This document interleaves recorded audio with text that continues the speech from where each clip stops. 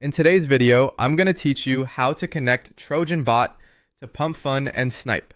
First, open Telegram and search for the official Trojan on Solana bot. Once you find it, tap Start to initialize the bot. After that, the bot will automatically generate a fresh Solana wallet for you. This wallet is what you'll use for your trades through the bot, so it's the first piece you need in place before doing anything else. Next, access your wallet inside the bot. You can usually do this by tapping Wallet or returning to the Start menu, where the deposit address will be displayed. From there, send SOL to that address from your exchange account or another personal wallet. As a safety tip, only fund the wallet with an amount you're genuinely prepared to risk. Since memecoin sniping is highly speculative, it's never a good idea to move your full portfolio into a trading bot wallet. Once your wallet is funded, the next step is configuring your sniper settings so the bot can react faster than someone trading manually on Pump.fun. Start by setting your slippage.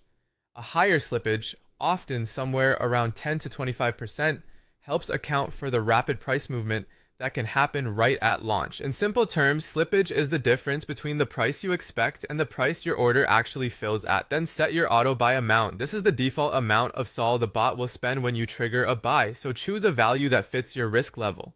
After that, increase your priority fees, sometimes called compute or priority fees. This is important because higher fees can help your transaction get processed faster on Solana, which is a big advantage when sniping newly launched tokens. Now let's talk about the two main sniping methods. The first is manual sniping.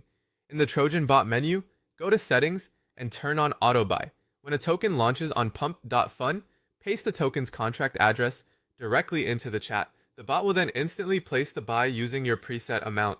The second method is auto sniping and copy trading. Trojan can track specific wallets or use filters for new tokens. Inside the bot menu, you can configure it to automatically buy when a recognized developer or a tracked high-volume wallet makes a purchase. Finally, manage your risk carefully. Set up auto-sell targets so you can lock in profits at specific price levels. You can also set a stop loss, such as exiting if the token drops by a certain percentage. And before entering any trade, use the bot's rug check or contract analysis tools to review token supply concentration and key contract permissions. That extra check can help you avoid some of the worst setups and trade more responsibly.